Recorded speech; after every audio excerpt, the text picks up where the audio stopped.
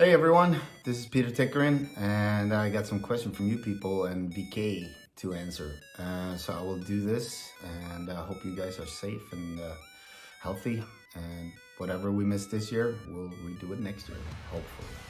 So let's go. Let's start with the first question, and it goes something like this. Creating a new musical composition for some project, did you feel that music would be more relevant than others? And I would say, do you mean more relevant? Do you mean like more commercial successful or not? I have no clue what you mean there, but I would say when I write music, depending on who and where and for whatever reason, I just write from my heart, and sometimes people like it, sometimes people don't like it. So I don't know if that is the answer you wanted to hear.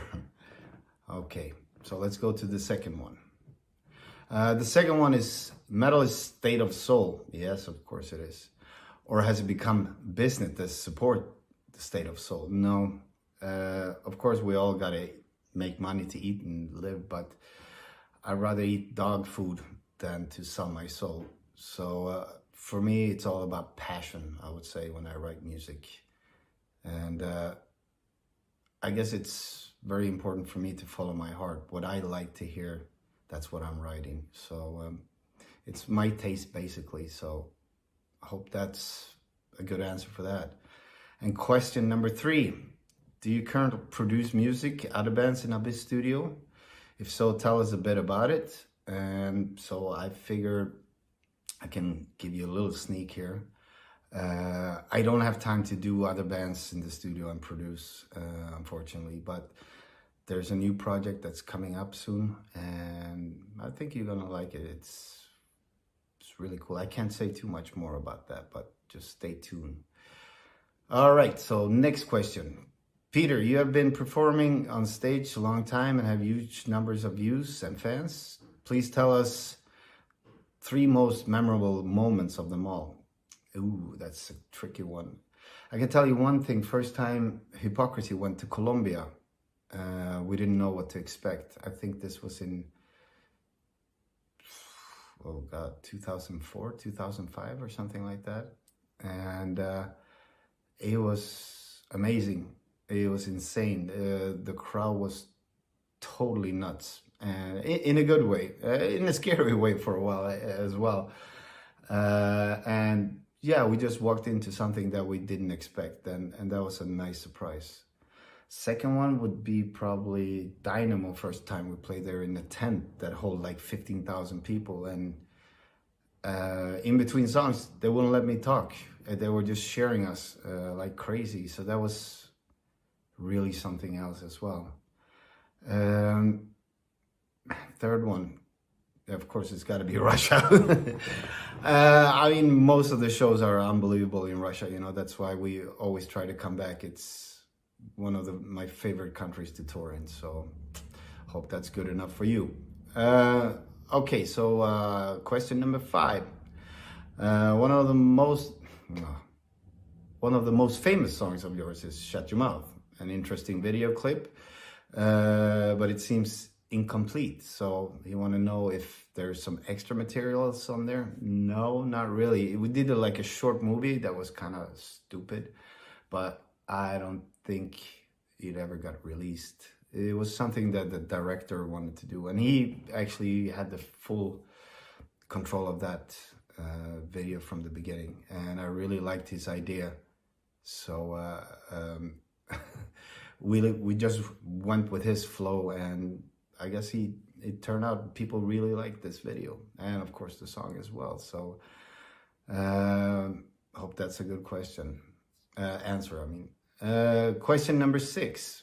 It's old school fans. St. Peter's 2007 Pushkin Drive Festival. Why did you decide to play a few songs with Tiamat band? Had they been planned or was it spontaneous? It was very spontaneous, I would tell you. We toured with the Tiamat with Pain in 2001 or something like that. And we became very good friends. So when we met up there, we just said, let's do something crazy. So that's what we did. I hope it wasn't too bad. All right, let's see what's next here. I'm trying to read at the same time. Oh yeah, number 7. The Lindemann concert, 15th of March. Will there be... Oh, there was only going to be one concert. Yeah.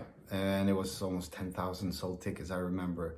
So the question is, because of the COVID, 2 concerts in a row took place instead. How do you feel about the decision, and what hard was it to play? It was a thing that we said, like, you know, we cannot leave half of the crowd home, so we have to do like a matinee show, and it was a piece of cake to do it. It was really fun, you know. It was 3 hours break in between, no big deal, and that was the only way that we could satisfy everybody. So I hope everybody enjoyed it. All right, so question number 8. Peter, your son was born when you were engaged in music. When he went to school, you were already world famous. And how was your popularity affected your son's childhood and youth?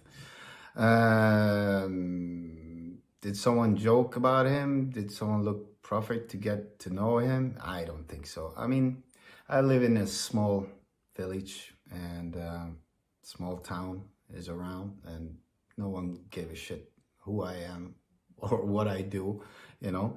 So I mean, it was easy going for him, and I'm glad I can teach him a little bit nowadays. Now when he starts with his stuff, the business, because it's an ugly business. So that's the answer. Okay, question number 9. I would like you to imagine and dream a little bit. If you have to give up music once, what I would do with the rest of my life, if you're never taking up music and stuff like that. I would say music saved my life, because I was a little rascal when I was a kid. I was insane in school, and yeah, I didn't have too much going for me until I started playing drums. Actually, then I kind of slowed down with all the bullshit I was doing. I was never good in school or anything. So I always, of course, was dreaming of being a pilot or an astronaut and stuff like that. So I really don't know what I would do. I would probably do nothing. Maybe I wouldn't even exist by now, by 50s. I really don't know. So, okay, next one. Number 10. You know about the music industry in other countries, including Russia anyway. Are there any singer who you would somehow stand out and characterize? If you could name one of them, and would you like to co-work with someone? Oh, there's a lot of people I would like to work with, and hopefully I will very soon.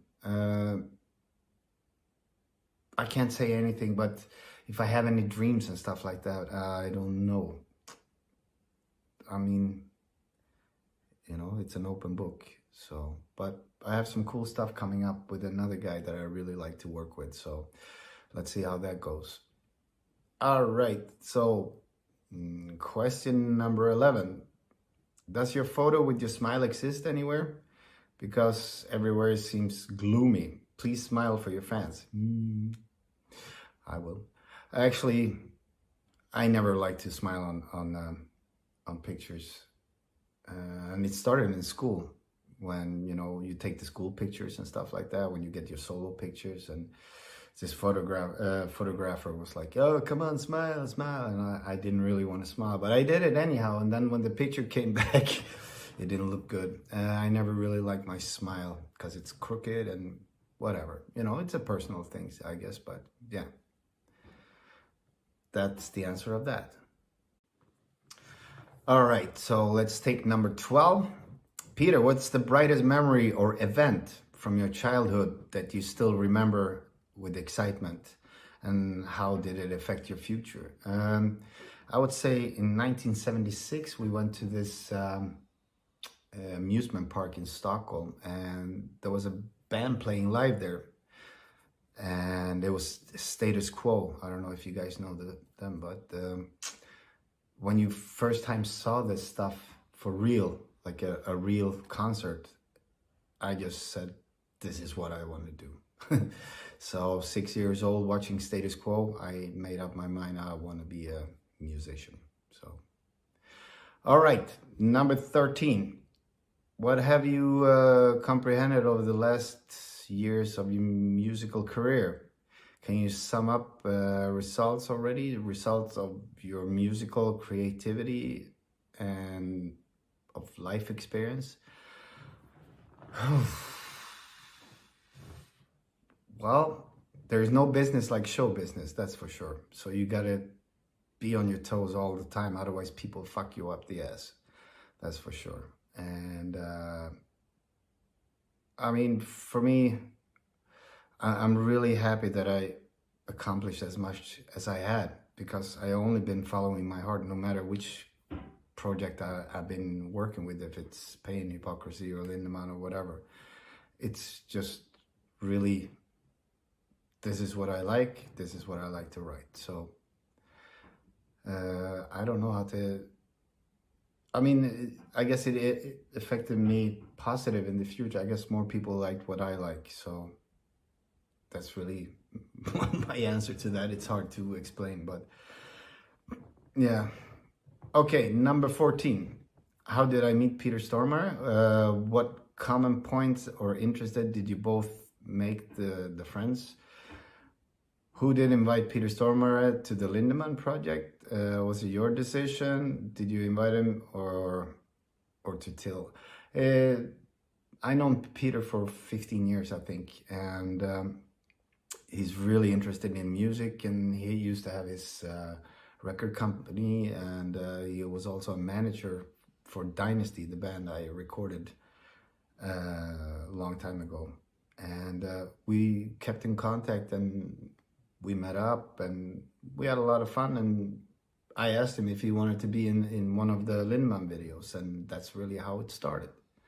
So when we decided to do Fraumann, where I got really involved in, you know, like kind of co-directing and wrote the script, and then me and Till changed the script at the end a little bit. So I felt like I was very involved in that. So it was fun. I don't know if I want to do it again though, because it's really hard work and you need to put your whole brain into it. And it was a fun thing. But anyhow, yeah, I invited Peter Stormare to do the videos with us. So there you go.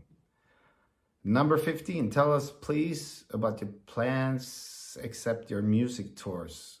Is there already any ideas or pre-work for new album of Pain, Lindemann? What does fans expect and what should they prepare for? Are there any approximate date for release of new albums? I can tell you this, with Pain, I will start writing as soon as I'm done with the Hypocrisy album, which will come out in April or May, I think.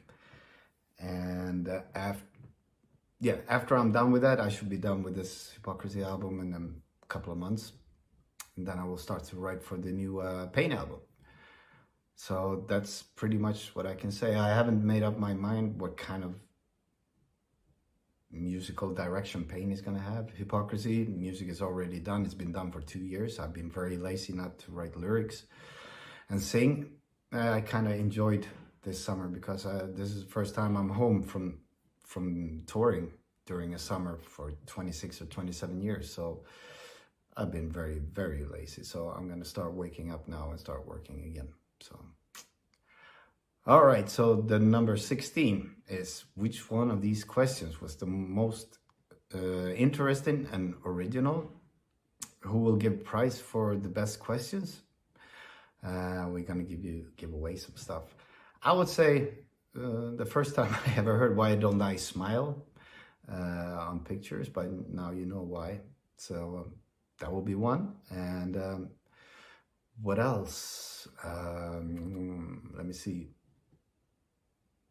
Yeah, the second one would be the medal is State of Soul. That's a good question. You know, if you sell your soul to make money, or if you keep your soul in what you do and stay true to yourself. So that's question number 2, I think. Okay, the last prize will be who asked about Peter Stormare, because he's one of my favorite guys and really good friend. So there you go. I hope you guys enjoy the rest of the year, and I hope we can get out and play soon. And stay safe. Wash your hands. Gotta go, man. Gotta go.